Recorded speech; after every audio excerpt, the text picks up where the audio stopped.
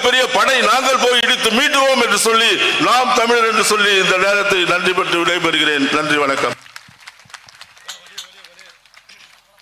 புரட்சி தமிழகம் பறையர் பேரவையின் மாநில தலைவர் அண்ணன் ஏர்போர்ட் மூர்த்தி அவர்.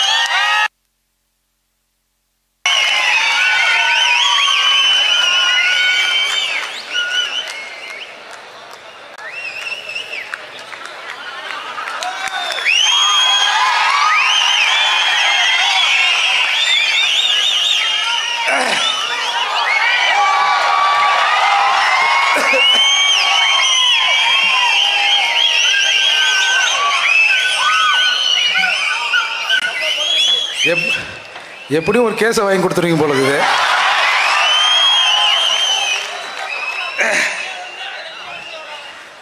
சாதிவாரி கணக்கெடுப்பும் பஞ்சமர் நிலமீட்டும் குறித்து இன்றைக்கு நடந்து கொண்டிருக்கிற இந்த பேரணி மற்றும் பொதுக்கூட்டத்தின் தலைவர் எங்கள் அண்ணன் செந்தமிழன் சீமான் அவர்களுக்கு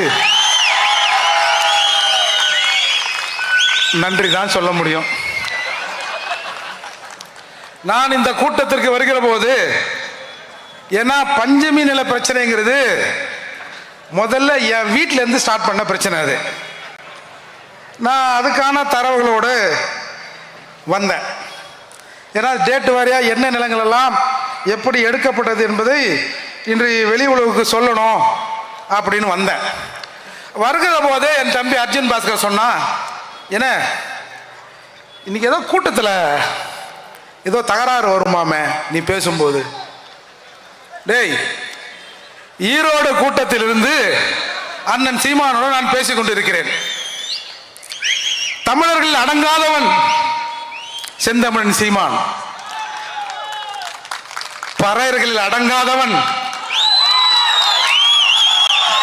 பறையர்களில் அடங்காதவன் இந்த மூர்த்தி. இந்த மூர்த்தி இன்று உயிரோடு இருக்கிறேன் என்று சொன்னால் என்னுடைய பாதுகாப்பை நானே உறுதி செய்து கொள்வேன். கூடுதலாக இன்னும் இந்த பறையர் சமூகத்தில் சில இளைஞர்கள் பறையர் இன உணர்வோடு இருக்கிறார்கள். அதனால தான் இந்த மூர்த்தி இன்னைக்கு உயிரோடு இருக்கிறேன். நான் இந்த போலீஸ் எல்லாம் நம்ப மாட்டேன். மேலவளவுக்கு அஞ்சலி செலுத்த போனேன். தென்மண்டல டிஐஜி பொன்னின்னு நினைக்கிறேன், அவங்க தலைமையில ஒரு பெரும் போலீஸ் படை என்னை அழைத்து கொண்டு மேலவளவுக்கு போகிறது. அதாவது எல்லாரும் ஒரு டைம்ல அஞ்சலி செலுத்துவாங்க. நான் முதலாக அஞ்சலி செலுத்த வேண்டும். அதிலே நான் ஒரு கோரிக்கை வைக்க வேண்டும் என்று நினைத்தேன்.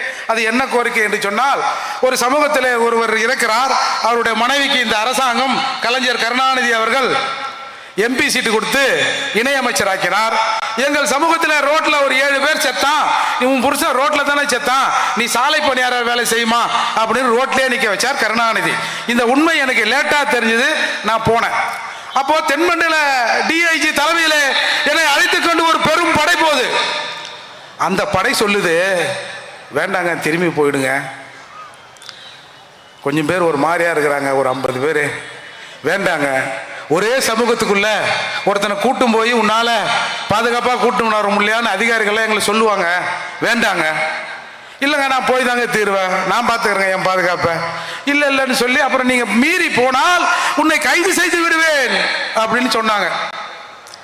சரி, அப்புறம் போனா அப்புறம் கூட வரவங்களாம் எத்தனை போய் கல்யாண மண்டபத்தில் உட்கார வச்சு சோரகாரம் வாங்கி கொடுத்து திருப்பி எதுக்கு அரசாங்கத்துக்கு செலவு வைக்கணும், ஏன்னா நம்ம ஸ்டாலினுக்கு நம்ம செலவு வைக்க கூடாது அப்படின்னு சொல்லிட்டு நாங்க திரும்பி வந்துட்டோம். அண்ணன் திருமாறன் அவர்களுக்கு தெரியும். மறுநாள் காலை நான், இந்த மூர்த்தி பறையர், கக்கன் அவர்களின் பேரன் சரஸ்குமார், ரெண்டே பேர், ஒரு இனோவா கார், ஒரு ஓட்டுநர், நேராக மதுரையிலிருந்து வண்டி நேராக மேலாவளவுக்கு போச்சு. போய் அந்த மேலாவளவு முருகேசன் அவர்கள் அந்த நினைவிடத்தில் அஞ்சலி செலுத்திட்டு திரும்பி ஒரு 2 நிமிஷம் இருக்காது நான் வரேன். டிஎஸ்பி ஃபோன் பண்றாரு, ஏய் எங்கப்பா இருக்கிறீங்க, சரசுக்கு எங்கப்பா இருக்கிறீங்க, என்ன வேலை செய்றீங்க தெரியுதா, எதனா ஒன்று ஆச்சுன்னா யார் பதில் சொல்லுது, யாரும் பதில் சொல்ல வேணாம், நேற்று நீங்க போலீஸ் என்ன பதில் சொன்னீங்களோ அந்த பதிலையே சொல்லுங்க, எங்க பாதுகாப்பை நாங்க பார்த்துக்கிறோம் அப்படின்னு சொல்லிட்டு வந்தேன். அண்ணன் பல சிறைக்கு போயிருப்பாரு, நான் பார்க்காத சிறை இல்லை. ஏன்னா கோயம்புத்தூர்ல இந்த காலத்திலையும் சிறைக்குள்ள செல்லில் அடிச்சிட்டான்னா ஒரு பல்லா தருவான், ஒரு சட்டி, சின்ன சட்டி. என் வீட்டில் கக்கூஸ் எப்படி தெரியுமா இருக்கும்? நான் ஒரு காவல்துறை அதிகாரியின் மகன். என் தாத்தா அந்த காலத்தில் 5வது படித்த ஒரு காரணையில். எங்கள் அப்பா சொல்லுவார், எனக்கு கூட தான் பறையர் உணர்வு இருக்கு, ஆனால் இந்த பையன் எதுக்கு பறையாமறேன்னு சொல்லி தெரியுறான்னு தெரியலையே, நல்லா தானே வளர்த்தேன், நல்லா சொகுசாக தானே இருந்தான் அப்படின்னு சொல்லுவார். அப்போது அப்பேற்பட்ட நான் கோயம்புத்தூர் சிறையில் சிறை லாக்கப் 6 மணிக்கு உள்ளே பூட்டிட்டான்னா 1க்கு வந்தாலும் சரி 2க்கு வந்தாலும் சரி அந்த பல்லாவில் தான் போகணும். ஒரு ரூமில் ஒரு 7-8 பேர் இருப்போம். இதெல்லாம் கடந்து தாண்டா வந்திருக்கிறோம். இன்னைக்கு ஒரு பிரபல கராத்தே வீரர் ஒருவர் பாவம் மரணப்படுக்கையில் இருக்கிறார். ஒரு பிரச்சனை வந்தது. எல்லா டிவிகளும் ஏர்போர்ட் மூர்த்தியை வலை வீசுகிறோம், ஏர்போர்ட் மூர்த்தி தேடப்படுகிறார் அப்படின்னா. என்னடா தேடுறீங்க? நான் இங்கே தானே இருக்கிறேன். அன்னைக்கு தாத்தாவோட பிறந்த நாள் எல்லாம் சுற்றி அன்னைக்கு ரெட்டமலை சீனிவாசன் மணிமண்டபத்திற்கு வருபவர்களுக்கெல்லாம் மாட்டுக்கறி தரப்படும் ஒரு அறிவிப்பை வெளியிட்டு இருந்தேன். போலீஸ் சுற்றி ஒரு 50-100 பேர் என்னையே சுற்றி நிற்கிறாங்க. நான் திரும்பி வீட்டுக்கு வருகிற போது எனக்கு ஒரு ஃபோன் வந்து, ஏப்பா உன்னை சன் டிவியில் தேடுறாங்களாமே, நீ எங்கப்பா இருக்கிறியோ? போலீஸ் கூட தானே இவ்வளோ நேரம் இருந்தேன். அப்புறம் யார் என்ன தேடுறதுன்னா, இல்லை சன் டிவி நியூஸ் பாரு, எல்லா டிவிலையும் ஓடுது, எம்என் நடராஜனை கைது பண்ணிட்டாங்க, ஏர்போர்ட் மூர்த்தியை வலை வீசி தேடுறாங்க அப்படின்னாங்க. அதுக்கப்புறம் அந்த பிரச்சனை என்னன்னா, 10 பெல்ட் கராத்தே பெல்ட் என்னென்னவோ செய்வார். ஏர்போர்ட் மூர்த்தி என்னை வலுக்கட்டாயமாக அழைத்து கொண்டு போனார், என்னை தாக்கினார் என்பதுதான் புகார். என்ன கேட்டான், ஏய் அவன் 10 பெல்ட் பிளாக் பெல்ட்ன்றான், அதுங்கிறான் இதுங்கிறான், என்னடா இது? இல்லைங்க தோழர், அவங்கெல்லாம் ஸ்டேஜி, கேமரா, ரெஃப்ரி இதெல்லாம் வச்சே தான் சண்டை போடுவாங்க. நாங்கள் அப்படி இல்லை, நாங்கள் அதால நாங்கள் எப்பவுமே எல்லாத்தையும் செய்வோம் அப்படின்னு சொன்னேன். இதை ஏன் சொல்கிறேன் என்று சொன்னால், இத்தனை கூட்டங்கள் அண்ணன் சீமானம் ஏர்போர்ட் மூர்த்தியும் பேசி ஒருத்தன் கூட ஒரு கல் எறியல, ஒரு முட்டை எறியல, ஒரு 4 பேர் இன்னும் கோஷம் போடலன்னா இன்னமும் நாங்கள் சரியா பேசுறேன்னு அர்த்தம். அதால் இப்போ விஷயத்துக்கு வர, இப்போ ஏன் சாதிவாரி கணக்கெடுப்பை எடுப்பதற்கு சீமான் அவர்கள் தலைமையிலே ஒரு கூட்டம் கூட்டினால் என்ன பிரச்சனை? நாம் தமிழர் மட்டும் கேட்டா பிரச்சனை இல்லை. மூர்த்தி பறையர் பேரவை சார்பா எங்களை கணக்கெடுங்கன்னு சொன்னா பிரச்சனை இல்லை. அண்ணன் திருமாரஞ்சி அவர் சமூகத்தின் சார்பா கேட்டா பரவாயில்ல. ஆர்வம் இன்னைக்கு வந்திருக்கிற நம்ம நாடார் பேரவை இவங்க எல்லாம் தனித்தனியா கேட்டா கருணாநிதி ஸ்டாலின் அவர்களுக்கு பிரச்சனையே இல்லை. இவர்கள் எல்லோரையும் கூட்டி வைத்து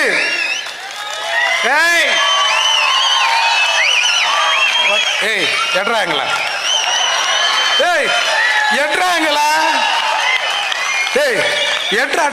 எட்ரா எடு, என்னடா கதை விடுற? இன்னைக்கு மருத்துவர் ஐயா கேட்கிறாரு, அன்புமணி மருத்துவர் அன்புமணி கேட்கிறாரு, வட தமிழகத்தில் 2 பெரும் சாதிகள், ஒன்று பறையர், இன்னொன்று வன்னியர். பறையர் சமூகத்திலிருந்து மூர்த்தியார் ஏற்றா என்ன என்னடா என்னடா என்னடா டேய் என்னடா என்ன? மருத்துவர் வன்னியர் சமூகம் கேட்குது, என்ன கொஞ்சம் எண்ணுங்க எண்ணுங்க எண்ணுங்க எண்ணுங்க. எண்ணத்தில் உங்களுக்கு என்னப்பா பிரச்சனை? அதுதான் இந்த கூட்டத்துக்கான சிக்கல். அவங்க நடத்துறா தனித்தனியா நீ கேட்டுக்கோ, ஒன்னா மட்டும் சேர்ந்து நின்று கேட்டுறாத. ஏன்னா நீ ஒன்னா இருக்க கூடாதுன்னு தான் நானே இங்க இருக்கிறேன். நீ எல்லாம் ஒன்னா இட்டா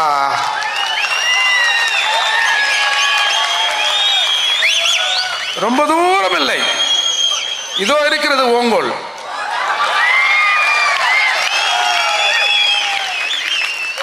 இந்த பஞ்சமி விஷயம்ங்கிறது இன்றைக்கு என் தங்கையின் கணவரும் என் அண்ணனும் எங்க கைனியில் அண்ணன் மாலை போட்டார், அது பக்கத்தில் ஒரு ரைஸ் மில் இருக்கும், அந்த ரைஸ் மில்லில் ஏறு உழுதுன்னு இருக்கிறான் 2 பேரும்.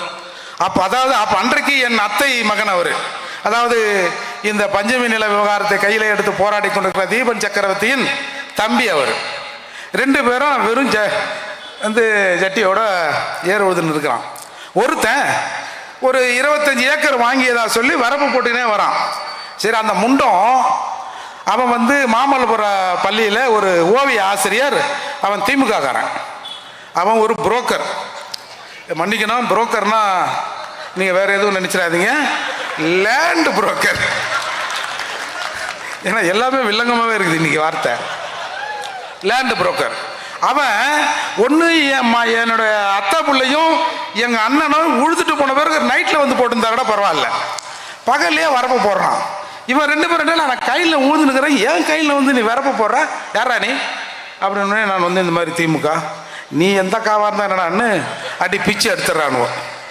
2 பேரும் சேர்ந்து அவனுங்க வந்து சும்மா அரைக்கறி 1 கிளி மாட்டுக்கிற தின்றவன்லாம் இல்லை. எங்கள் தாத்தாவுக்கு 5 அண்ணன் தம்பிங்க. அப்படியே வீட்டு வாசலில் ஒரு பெரிய குழி தோண்டி இருக்குமா, பெரிய அடுப்பு இருக்குமா, அணையா விளக்காய் அதில் மாட்டுக்கறி வெந்து கொண்டே இருக்குமா. அப்பேற்பட்ட பரம்பரை நாங்கள். வச்சான் வெளுத்தான் 2 பேரையும் அந்த வாத்தியார. உடனே ஜெகதீசன் ஒரு எஸ்ஐ அன்றைக்கி மாமல்லபுரம் காவல் நிலையத்தில் இருந்தவர் 2 பேரையும் கூட்டும் போய், அப்புறம் இவன் பைக் எடுத்துன்னு போய் கம்ப்ளைண்ட் கொடுத்தா 2 பேரையும் கூட்டும் போய் ஜட்டி கூட அவுத்துட்டு வெளுத்து வாங்கிட்டானுவோம். என்னடா இது, நம்ம தாத்தா லேண்டு நம்ம உழுதுன்னு இருக்கிறோம், எவனோ ஒருத்தன் வந்து அவன் லேண்டுங்கிறான், மார்வாடிங்கிறான். என்னன்னு அன்னைக்குத்தான் இந்த விவகாரத்தை தோண்டி எடுக்கிறான். எங்கடா நம்ம தாத்தா இந்த பக்கம் 40 ஏக்கர் வச்சிருந்தேன், அது இதுன்னு வரேன், 5ஆம் கிளாஸ் படிச்ச மனுஷன், எங்கடான்னு அந்த ரெக்கார்டு எல்லாத்தையும் தேடி பார்க்கிற போதுதான் காரணையிலே கிட்டத்தட்ட 633 ஏக்கர் நிலங்கள், பஞ்சமி நிலங்கள் வேற ஒருத்தன் பேர்ல மாற்றப்பட்டிருக்கு. சரி, அது குறித்தான விஷயங்கள் நடந்து அதுக்கப்புறம் தான் அந்த 94 அக்டோபர் அந்த 4ஆம் நாள் நினைக்கிறேன், ஒரு பஞ்சமி நிலமீட்பு போராட்டம்னு ஏழூரும் போராட்டம்னு காரணியில் நடத்தப்பட்டது. அது யாருன்னா எங்கள் மாமா கருப்பன் ஐஏஎஸ், ஜெயகரன் ஜோசப் போன்ற கிறிஸ்தவ நிறுவனங்கள் எல்லாம் 2-3 நிறுவனங்கள்லாம் சேர்ந்து ஒரு ஏழூரும் போராட்டத்தை நடத்தினார்கள். அந்த ஏழூரும் போராட்டத்தில் ஒரு 4.5 ஏக்கர் நிலம் மீட்கப்பட்டது. சரி, நிலத்தை மீட்டிட்டோம், ஒரு பயலும் வரமாட்டான்னு எல்லாரும் வீட்டுக்கு வந்துட்டோம். ஒரு 6 மணிக்கு காவல்துறை அந்த அரபாடு மண்லோடு வண்டியில் கொண்டாந்து அம்பேத்கர் சிலை முன்னாடி இப்படி நிறுத்தி அந்த சிலையை உடைத்து கொண்டு போயிட்டாங்க. அப்போ கொண்டு போனோடனே அது பெரிய பிரச்சனை ஆகுது. ஏன்னா நாங்கள் அம்பேத்கர் எங்களுக்கு உயிர் இல்லை, அதால். அப்போ ஆகஸ்ட் 10 அந்த செங்கல்பட்டு மாவட்ட ஆட்சியர் அலுவலகத்தில் போய், ஐயா அந்த உடைச்சி எடுத்துட்டு போனீங்களா அந்த அம்பேத்கர் சிலை, அந்த சிலையை கொடுங்க, எங்கள் நிலத்தை பற்றி நீங்கள் என்ன சொல்ல வரீங்க அப்படின்னு ஒரு பெரும் திரள் கூட்டம் அந்த கலெக்டர் ஆஃபீஸர் நின்றுது. அன்றைக்கு கலெக்டராக இருந்தவர், துணை கலெக்டராக இருந்தவர் சிவதாஸ் மீனா என்று சொல்லப்படுகிற ஒரு பட்டியல் சமூகத்தை சார்ந்த கலெக்டர் தான் இன்னைக்கு அங்கே இருக்கிறார். அவருக்கு தமிழ் தெரியல. போன எங்காலுக்கு தமிழை தவிர எதுவுமே தெரியல இவங்களுக்கும். அவங்க ஒன்று சொல்ல இவங்க ஒன்று சொல்ல பிரச்சனையாகி தள்ளுமுள்ளாகி துப்பாக்கி சூடு நடைபெற்றது. 2 பேர் இறந்தாங்க. ஜான் தாமஸ், ஏழுமலை 2 தியாகிகள் அந்த மண்ணில உயிரை விட்டு இறந்தார்கள் துப்பாக்கி சூடுல. அதுக்கப்புறம் மூர்த்தி என்ன 1994-95 வாக்குல ஒரு மிகப்பெரிய பேரணியை கிட்டத்தட்ட 1 லட்சம் பேர் சென்னையில கலந்து கொண்டு சென்னையை உழுக்கினார் எங்க பூவை மூர்த்தியார். அதுக்கப்புறம் இந்த பஞ்சமில்ல விஷயம் அங்கொன்னுமா இங்கொன்னுமா எரிந்து கொண்டு இருந்தது. இன்னைக்கு இந்த மனுஷன் வந்து இந்த நாடு நல்லா இந்த சீமானுக்கு பிடிக்கலையா என்னன்னு தெரியல. இந்த ஸ்டாலின் அவர்களை கொஞ்சம் நிம்மதியா தூங்க விடக்கூடாதா? ஏன் என்ன எதனா போன ஜென்மத்தில் எதனா பகையா? ஏதாவது சொல்லுங்க.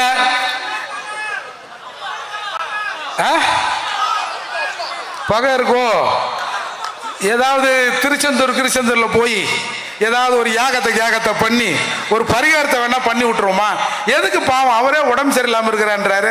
அந்த மனுஷனை இந்த மாதிரி தூங்க விடாம பண்ணா நல்லா இருப்பாரா? செந்தமிழ் நல்லா இருக்குதா இது? எனவே இப்படி பூவை மூர்த்தியாருக்கு பிறகு இந்த பிரச்சனையை யார் கையில் எடுத்தது என்று சொன்னால் செந்தமன் சீமான் எடுக்கிறார். செந்தமன் சீமான் எடுத்தார் என்பதை விட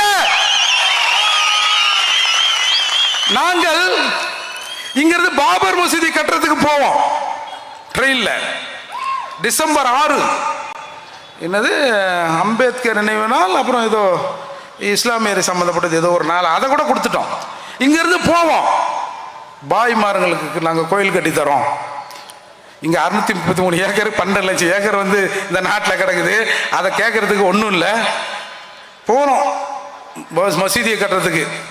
இப்படியெல்லாம் இருந்து கொண்டிருந்த போது ஒரு பறையர் சமூக மக்களின் ஒரு ஆதித்தமிழர்களின் விஷயத்தை மீதி தமிழர்களை வைத்து பேச வச்சார் தெரியுமா? அதுதான்டா இங்க சிக்கல். எங்கள் நிலத்தை நாங்கள் கேட்கலாம், நாங்கள் அழலாம், நாங்கள் நெருப்பிலே தீயிட்டு எங்களை கொளுத்திக் கொள்ளலாம். ஆனால் இந்த பஞ்சமி நிலத்தை மீட்டு அரசே கொடு அப்படின்னு எந்த ஊர் தமிழர்களும் சொல்லிவிடக் கூடாது. ஒரு பறையனுக்காக, ஒரு ஆதி தமிழருக்காக தமிழகத்தில் இருக்கிற மற்ற தமிழ் சமூகங்கள் எல்லாம் ஒன்று சேர்ந்து வந்து நிற்குது இல்ல? வரலாற்றில் எங்கேயாவது காட்டுங்க. இல்ல இந்தியாவில்,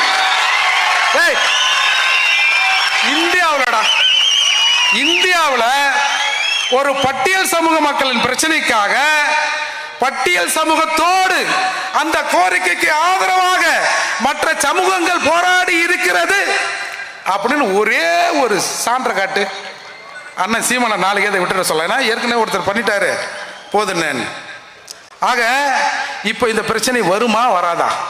இன்றைக்கு பஞ்சமி நிலங்களை எடுங்க அப்படின்னு மூர்த்தி பறையர் கூட அண்ணெல்லாம் திருமாற அண்ணெல்லாம் உட்காந்து பேசி, நாங்கள் கூட பெரிய மீசை வச்சிருந்தா அப்படி இருக்குன்னு பார்த்தோம். ஏன்னா சினிமாலாம் காட்டுறாங்களா அண்ணன் சொன்ன மாதிரி, ஓ அப்படித்தான் போலகுதுன்னு பார்த்தா எங்களை மாதிரி தான் அவங்களும் இருக்கிறாங்க போலகுது. நாங்க தான் ஏதோ ஆதி தமிழர், அந்த தமிழர் ஏதோ நொந்து போனவன் எங்களை இந்த அரசாங்கம் இப்படி செய்கிறது என்று சொன்னால், தமிழகத்தில் இருக்கிற எல்லா தமிழனையும் தான் இவர்கள் இப்படி செய்கிறார்கள் என்று சொன்னால் இவர்கள் தமிழராக இருப்பார்களா அப்படின்னு மட்டும் பாருங்க. ஏன் செந்தமன் சீமானுக்கு வந்து இந்த ஆதி தமிழர் நிலத்தை வந்து எடுத்து கொடுக்கணும், இதுல இருக்கிற எல்லா தமிழரையும் சேர்க்கிற எண்ணம் வந்தது? என் ரத்தம், என் ரத்தம் துடிக்கிறது, அந்த ரத்தம் இதை அமுக்க பார்க்கிறது. அதால இந்த மாதிரியான இடையூறுகள்லாம் இருக்கத்தான் செய்யும். நீங்க இப்படி போய் நேரா ஸ்ட்ரைட் போய் லெஃப்ட் எடுத்தீங்கன்னா ஒயின் ஷாப் இருக்கும். போன ஞாயிற்றுக்கிழமை இந்த ஒயின் ஷாப்பில் என்ன சேல்ஸ் ஆச்சுன்னு பாருங்க. இந்த ஞாயிற்றுக்கிழமை இந்த ஒயின் ஷாப்பில் என்ன சேல்ஸ் ஆகுன்னு பாருங்க. டேய், ஒரே ஒரு 1000 ரூபாய் அதிகமாக இருந்தா அண்ணனை இதோட ஒயின் ஷாப் பக்கத்தில் கூட்டமே போடாதீங்கண்ணே அப்படின்னு சொல்லிடலாம். ஆனா நீ அங்க கொஞ்சம் வியாபாரத்தை ஏத்திருந்தீங்கன்னா அண்ணனுக்கு பர்மிஷன் கொடுப்பாங்க. பரவாயில்ல, டாஸ்மாக் வியாபாரத்தை சீமான் ஏத்துகிறார், நம்முடைய வருமானத்தை சீமான் ஏத்துகிறார் அப்படின்னு கொடுப்பாங்க. இப்ப நீங்க எல்லாம் இப்படி இருந்தீங்கன்னா எப்படி? நான் அண்ணன் கிட்ட கூட கேட்டேன், கொஞ்சம் சைஸா போட்டு பார்ப்போம். ஏன்னா கூட்டத்தை எப்படின்னா 10 மணிக்கு முடிப்பீங்களா 9:30க்கு முடிப்பீங்களா? ஏன்னா உங்களுக்கு தெரியும்ல எல்லா கூட்டமும் எப்பா எழுந்து போறான் பார் சீக்கிரம் முடிங்க 9 ஆயிடுச்சு அப்படின்னு பல திராவிட கூட்டங்களில் பேசுவது நாம் கேள்விப்பட்டு இருக்கிறோம் அல்லவா? அண்ணன் சொன்னார், இல்லை நான் 10 மணிக்கு தானே முடிப்பேன். ஏன்னா 10க்கானே? ஆமாண்ணே 10க்கு தானே முடிப்பேன் அப்படின்னு சொன்னார்ல. அப்படி நீங்க அரசாங்கத்தோட ஒத்துழைக்கலன்னா உங்களுக்கு எப்படி அரசாங்கம் ஒத்துழைக்கும்? இது என்ன நியாயம் இது? அதால் இன்றைக்கு இந்த பஞ்சமி நில விஷயங்கிறது அரசாங்கத்துக்கு ஒரு பெரும் பிரச்சனையா இருக்கு. நான் என்ன சொல்றேன், இந்த 12 லட்சம் ஏக்கர் கலெக்டர் கொடுத்தாரு, இதெல்லாம் உங்களுக்கு தெரியும். இப்போ சீமான் இந்த போராட்டத்தை எடுத்த உடனே சிலர் பேச, ஆமா ஆமா சீமான் பெரிய இவரு, இந்த போராட்டத்தை எடுத்த உடனே மறுநாள் இந்த நிலத்தெல்லாம் கவர்மெண்ட் கொடுத்துரும், அப்படி கொடுத்துற போகுது அப்படின்னு சொல்றான். கொடுக்க வேண்டாம். இந்த போராட்டத்தின் வெற்றி எதுல தெரியுமா இருக்கு? திரும்ப திரும்ப எங்க நிலத்தை நாங்க எடுக்க கூட மாட்டாண்டா, எங்களுக்காக, தமிழகத்திலே இருக்கிற பட்டியல் சமூக மக்களுக்காக, தமிழகத்திலே இருக்கிற ஊர்த்தெரு தமிழர்கள், யாரும் தப்பா அடிச்சு வேணாம், சொல்லி பழக்கமாச்சு ஊர்த்தெரு தமிழர்கள்னு, என்னுடைய சக தமிழர்கள் எனக்காக வந்து தோல் கொடுக்குறான்ல, போதுண்டா, நிலமாவது மயிராகுது. நான்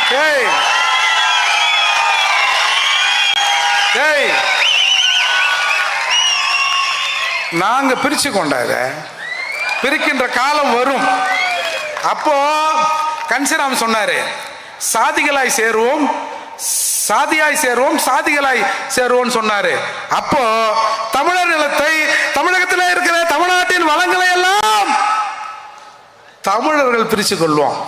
நீங்க ஒன்னும் கவலைப்படாதீங்க, உங்களுக்கு உரிய பங்கும் உண்டு. நீ 1% அதுக்கு கீழேயா அண்ணன் கிட்ட சொல்லி, என்ன பாவம் ஒரு 1% கொடுப்போம்ல, என்னவோ தெரிஞ்சோ தெரியாமையோ நம்ம தமிழ்நாட்டை என்னவோ பண்ணிக்கின்னு வச்சாங்கல்ல. ஒரு 1% இடஒதுக்கீடு கொடுப்போம்னா கன்சிடர் 100% கொடுன்னு சொல்லியிருக்காருன்னு சொல்லி உனக்கும் நாங்கள் இடஒதுக்கீடை வாங்கி தருவதற்கு அன்போடு காத்திருக்கிறோம் நண்பா, அன்போடு காத்திருக்கிறோம். ஆனா இந்த இது சரி, பஞ்சமி நிலமாவது எங்க பிரச்சனை? சரி, இன்னைக்கு வந்திருக்காங்க. ஆனா இங்க இருக்கிற தமிழர்களை என்ன இதோட விட்டுறக்கூடாது. தொடர்ந்து பட்டியல் சமூக மக்களுக்கான பிரச்சனைகள் வருகிற போது எங்கள் அண்ணன்மார்களை கூப்பிட வேண்டும். ஏன்னா எங்க அண்ணன்மாரெல்லாம் கொஞ்சம் மோசமானவங்க போல இருக்குது அப்படின்னு நான் கூட தான் நினைச்சிருந்தேன். அப்புறம் முதல்ல நம்ம மருத்துவர் அவர்கள் கூட்டத்தில் உட்கார்ந்து பேசும்போது தான் என்ன ஒருத்தர், இந்த செல்வகுமார் அண்ணன் ஒருத்தர் இருக்காரு, இந்த வேங்க வயல் பிரச்சனையில் நான் ஏதோ சொல்லிவிட்டேன்னு சொல்லிட்டு வேகப்பட்ட பிரச்சனையாக இருந்தது. அப்புறம் அந்த கூட்டத்தில் உட்காந்து பார்க்குறேன், ஏன்னா அண்ணன் பேசுகிறாரு. நம்ம தான் தப்பாக நினச்சிருந்தோமோ? அது மாதிரி தான் இன்னைக்கு பல சமூக தலைவர்களை நாங்கள் வேற்றுமையாக தான் நினைச்சிருந்தோம். இதை நினைக்க வச்சான். அப்படி இல்லைப்பா, எல்லாரும் ஒண்ணுதாமான்னு அண்ணன் சீமான், அன்புமணி போன்றவர்கள் இன்றைக்கு நிறுத்திருக்காங்கல்ல. இப்போ சாதிவாரி கணக்கெடுப்பு அது என்ன சொல்றாங்க, ஏங்க எங்க கிட்ட இல்லைங்க அந்த அதிகாரம். ஏன் இல்லைங்க அது செல்லாதுங்க. செல்லுதோ செல்லதுயா, குடியா நாங்க பாத்துக்கிறோம், கீஞ்சிருந்தா ஒட்ட வச்சு கூட நாங்க செல்ல வச்சுக்கிறோம் அப்படின்னா இல்ல நாம் ஏன் சாதிவாரி கணக்கெடுப்பை எடுக்க வேண்டும்? உண்மையிலே அது நம்முடைய அப்பாவுக்கு, அப்பா எங்க அப்பா படிச்சவரு, இந்த அப்பா விவரம் இல்லாதவரு. நீங்க போய் சத்தியமா நான் சொல்றேன், நீங்க போய் sir what do you mean by that senses, இல்லை தமிழ்ல கூட இந்த கணக்கெடுப்பை பத்தி உங்களோட கருத்து என்ன? கணக்கு யாருக்கு தெரியும்? எவன் கணக்கை எவன் வச்சிருக்கான்? ஏதோ அரசாங்கத்துல சம்பளம் வந்தா அந்த கணக்கு அக்கௌண்ட்ல இருக்கும், தனியா அந்த அக்கௌண்ட் எங்க இருக்கும்? அந்த கணக்கு எங்க இருக்கும்? என்னைக்காவது ஒரு நாள் என்னை கூப்பிட்டு விசாரணைன்னு சொன்னேன்னா என் வீட்டுல இருக்கிறவங்களாம் மாட்டிட்டான்னா என்ன ஆகுது? அதனால என் கணக்கு பல இடத்துல இருக்கும் அப்படின்னு சொல்லுவாருன்னா கூட சொல்லுவாரு. முதல்ல சாதிவாரி கணக்கெடுப்பு அப்படின்னா என்னன்னு தெரிஞ்சுக்கணும். ஒவ்வொரு முறை மக்கள் தொகை கணக்கெடுக்கிற போது இந்த தமிழ்நாட்டில் எல்லாரையும் தலை எண்ணுவான். எஸ்சி ஆகிய எங்களை, பட்டியல் சமூக மக்கமாக எங்களை, பறையரை, பல்லரை, இன்னொருத்தரை எல்லாரையும் வீட்டுக்கு வருவான். உங்க வீட்டில் எத்தனை பேர் இருக்கிறீங்க? இதெல்லாம் மூர்த்தியா, என்ன படிச்சிருக்காரு? சரி, என்ன படிச்சிருக்காரா? என்ன சம்பளம்? வீட்டில் எத்தனை பேர் படிச்சிருக்கான்? வீட்டில் டிவி இருக்கா? எத்தனை இன்ச்சு டிவி? கார் இருக்கா? பைக் இருக்கா? ஆண்டு வருமானம் எவ்வளோ? அப்படியா? வேற யாராவது இன்கம் சோர்ஸ் எதனாவது இருக்கா? பிசினஸ் ஏதாவது பண்றீங்களா? சரி, இவ்வளவுதானா? உங்க அசெட் என்ன? இதெல்லாம் கணக்கு பண்ணி போயிடுவான். பக்கத்து வீட்டில் ஒரு வன்னியரோ, ஒரு தேவரோ, வேற யாரோ, நாடாரோ யாராவது இருந்தா அவங்க வீட்டில் எத்தனை பேர் இருக்காங்க அப்படின்னு எண்ணிங்கன்னு போயிடுவான். இதுதான் மக்கள் தொகை கணக்கெடுப்பு. சாதிவாரி கணக்கெடுப்பு சென்சஸ் ஸ்டேட்டஸ், அது சென்சஸ் இது ஸ்டேட்டஸ். இதெல்லாம் நம்ம தலைவருக்கு தெரியாது.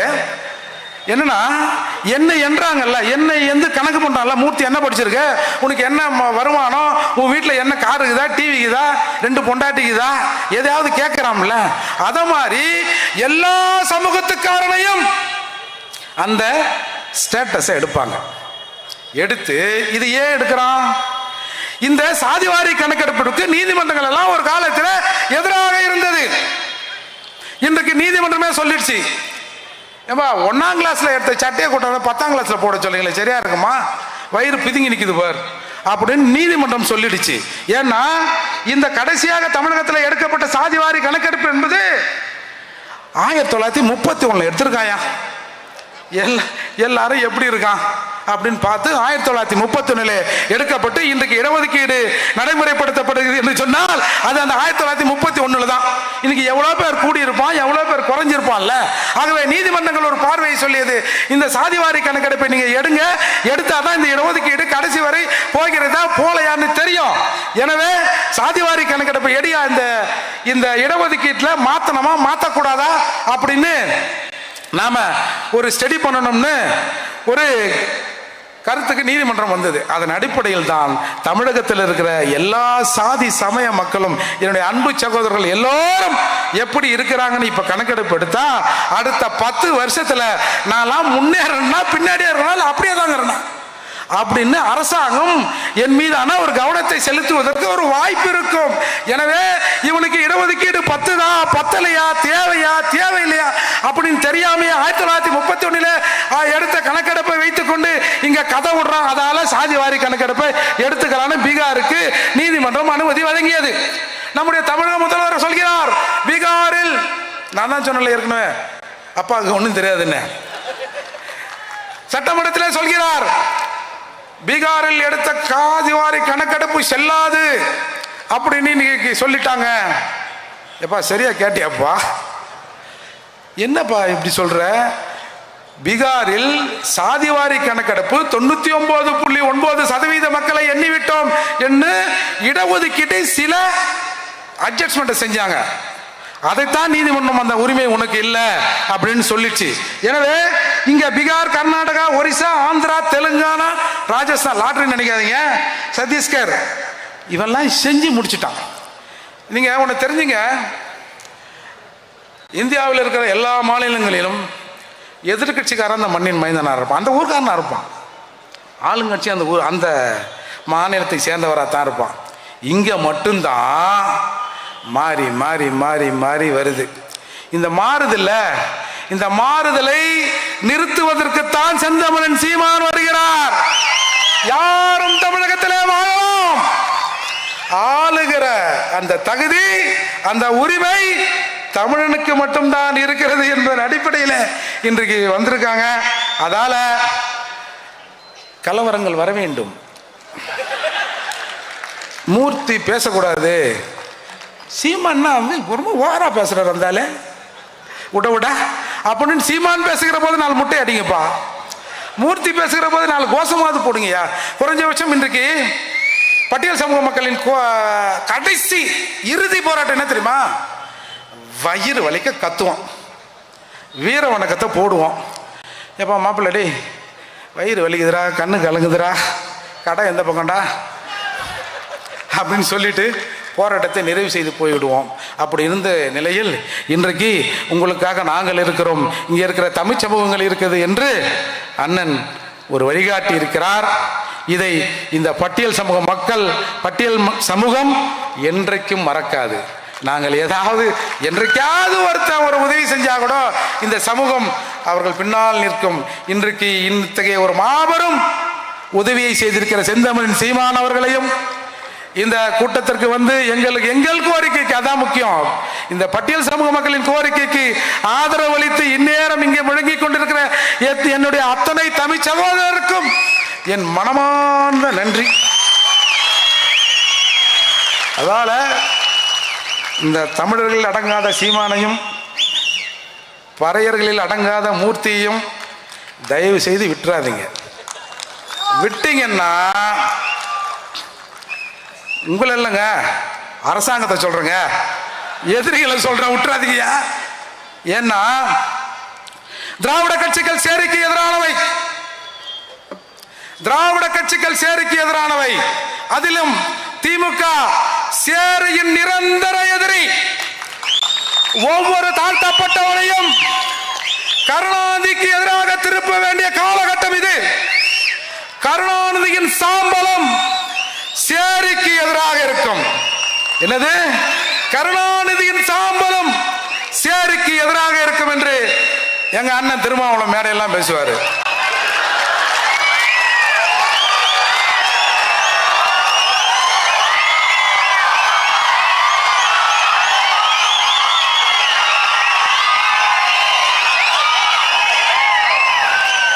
திராவிட கட்சிகள் சேரிக்கு எதிரானவை, அதிலும் திராவிடம் என்று பெயரால் வருகிற எராமிச சொராமிச அவன் வந்தவன் போன இவன் எல்லாரும் சேர்த்து திமுக இன்னமும் சேரியின் நிரந்தர எதிரியாக இருக்கிறது. திமுகவின் சாம்பலம் சேரிக்கு எதிராக இருக்கும் என்று இந்த தம்பி மூர்த்தி இன்னைக்கு பேசுறல்ல, இதுதான்டா திராவிடம். ஒரு 2 நிமிஷத்துல ஒண்ணு சொல்லிடுறேன். திராவிடம், நான் உண்மையிலே வேற ஏதோ பேசணும் தான் வந்தேன். ஏங்க திராவிடம் என்ன தெரியுமா பண்ணுங்க? I know you are PM. நீ பிஎம்னு தெரியும். நீ பிக்னிக் மினிஸ்டரா, பிரைம் மினிஸ்டரா? மிஸ்டர் ராஜீவ், என் கேள்விக்கு பதில் சொல்லிவிட்டு போ. வன்னி புலி கேட்கிறேன். கூர்வாளுன்னா போர்வாளுன்னா ஈழத்து எப்பா என்னென்னவோ சொன்னானுங்க.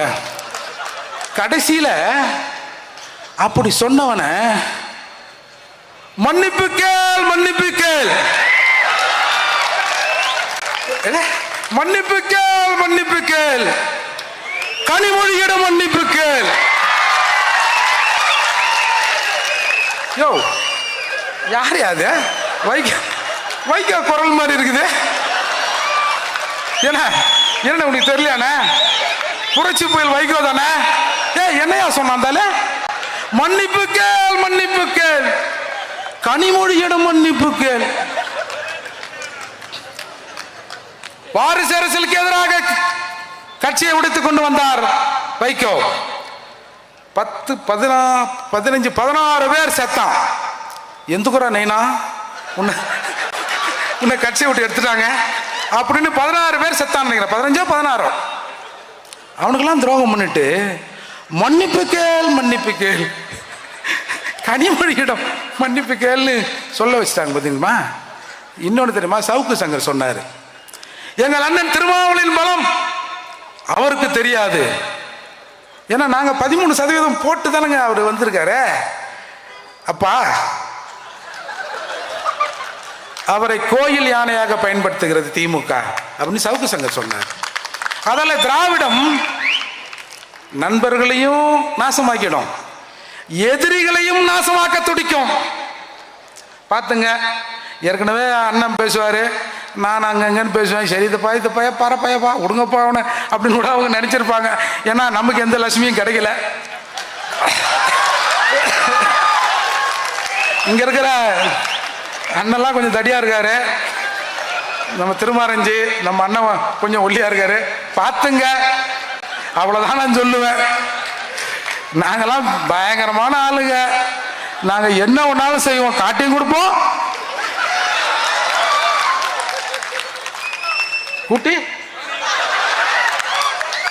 கூட்டி கொடுப்பீங்களா? ஆனால் எது கொடுத்தாலும் இந்த சீமானுக்கிட்ட மட்டும் ஏன் உங்கள் பருப்பு வேக மாட்டேங்குது?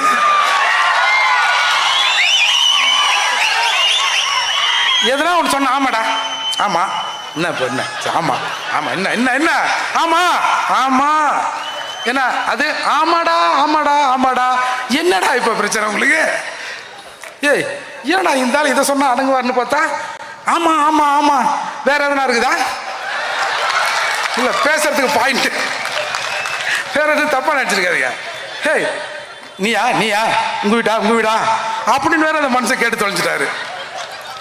அதால நாங்கள் ஒரு பக்கம் தமிழர்களை 11% மொக்கையாக்கி கொண்டு இருக்கிறோம். அண்ணன் சீமான் நெஞ்சை நிமித்து கொண்டு ஆமா ஆமா அப்படின்றாரு. என்னடா கதை இது அப்படின்னு இன்றைக்கு திராவிடம் கதி கலங்கி இருக்கிறது. எனவே நம்முடைய தமிழர்களை இந்த தமிழ் தேச அரசியலின் கடைசி நம்பிக்கை எங்கள் அண்ணன் செந்தமிழன் சீமான். 2026 சீமான் முதல்வராவாரா?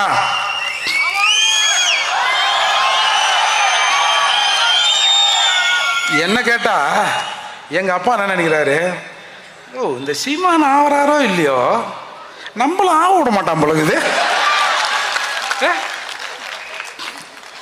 நம்ம பத்திரிகையாளர் மணி சொன்னார் 100 அல்சேஷன்களை அண்ணா அறிவாலயத்தில் வளர்க்கிறார்கள்.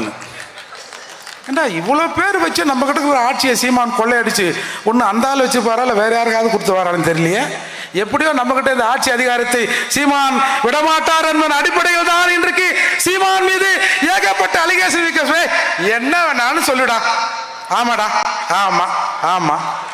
இன்னைக்கு கூட நான் ஞாயிற்றுக்கிழமைனா ஒரு 1.5 கிலோ மாட்டுக்கறி சாப்பிடுவேன். எவ்வளோ? 1.5 கிலோ ஒரு ஆளா.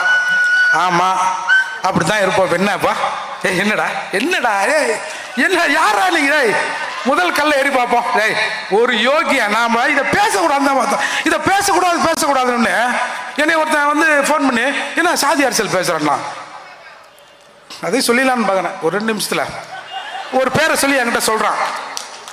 தெரியுமா? நானு தெரியலையேங்க. தெரியாதா? ஆமாம் ஆமாம், யூடியூப்பில் பார்த்துருக்கேன், நேர்லேயும் வருவாங்க. எனக்கு இன்ட்ரெஸ்ட் இல்லைங்க. என்னன்னு சொல்கிறேன்? ஐயா எனக்கு இன்ட்ரெஸ்ட் இல்லை. என்ன சாதி அரசியல் பண்ணுறீங்க? இல்லை உன்னை வச்சு அந்த அரசியலாக பண்ண சொல்கிறேன் என்ன அப்படின்னு சொன்னேன். அதால் நாங்கள் இதுக்கப்புறம் நாங்கள் செஞ்ச போய் செய்யலையப்பா, நீ சொல்கிறியா? ஆமாம், இப்போ என்னடா? ஆமாம் ஆமாடா ஆமாடா ஆமாடா ஆமாம், இப்போ என்னப்போ அப்படின்னு சொன்ன பிறகு இப்போ என்னடா பண்ணுறதுன்னு ஒன்றும் புரியல அவனுங்களுக்கு. அதால தான் இந்த மாதிரி தமிழருக்கு முறை கூடினான்னா எதையாவது கல் அடிக்கிறேன், பாட்டில் விட்றேன், ஒரு கோஷம் போட போகிறேன், கல் அடிக்க போகிறேன், இதெல்லாம் கடந்து தாண்டா வந்திருக்கிறோம். ஒன்று தமிழனில் சீமானை கொன்னுடுங்க, பறையெல்லாம் மூர்த்தியாக கொன்னுடுங்க, உங்களுக்கு எந்த பிரச்சனையும் இருக்காது சாமி, அதை செஞ்சிருங்க. ஆனால் அதை செய்யறது அவ்வளோ சுலபம் இல்லை சாமி. ராசா தப்பா மட்டும் வந்துடுறாரு ராசா. கத்தி வெட்டாது ராஜா, துப்பாக்கி சுடாது ராஜா, வச்சுக்கணும் தான் ராஜா சுடணும். பல துப்பாக்கியில் வைத்துக் கொண்டிருந்த போதே சிறைக்கு வரவங்களாம் சாவறான். துப்பாக்கி வெடிக்காது ராசா, துப்பாக்கி வச்சுக்கிறவன் தான் வெடிப்பா ராசா. ஆதலால் தமிழர்களே, தயவு செய்து திரும்ப திரும்ப கெஞ்சி கேட்டுக்கிற, செந்தமிழின் சீமானின் கரத்தை வலுப்படுத்த வேண்டும். அது காலத்தின் கட்டாயம். வெயிலில் எப்படி தர்பீஸ் பழம் உடல் சூட்டை தணிக்க தர்பீஸை கொடுக்கிறதோ, ஏன் மழை காலத்தில் கொடுக்காம வெய்ய காலத்தில் கொடுக்கிறதோ, அதை போல காலம் பெற்று தந்த செந்தமிழன் சீமான், தமிழ் தேசியத்தின் தவப்புதல்வன் எங்கள் அண்ணன் செந்தமிழன் சீமானின் கருத்தை வலுப்படுத்துங்கள். நீங்க ஓட்டு போடுறீங்களோ அது ரெண்டாவது. மற்றவங்க இந்த மாதிரி ஒரு ஆள் வந்து சொல்றாருயா, தமிழ்நாட்டை தமிழன் தான் ஆளணும்னு, நம்மள வேற ஒருத்தன் ஆள்றானான்ற கருத்தையாவது தமிழகத்திலே இங்க இருக்கிற தமிழர்கள் விதையுங்கள். அது ஒரு நாள் ஒவ்வொரு விதையும் செந்தமன் சீமான் சீமான் சீமான் என்று மரமான தமிழகத்திலே முளைத்து நிற்கும். நன்றி, வணக்கம். எங்கள் தமிழ் தேசிய பேராசான், தமிழ் தேசிய பேரியக்கத்தின் தலைவர் ஐயா மணியரசன் அவர்கள்.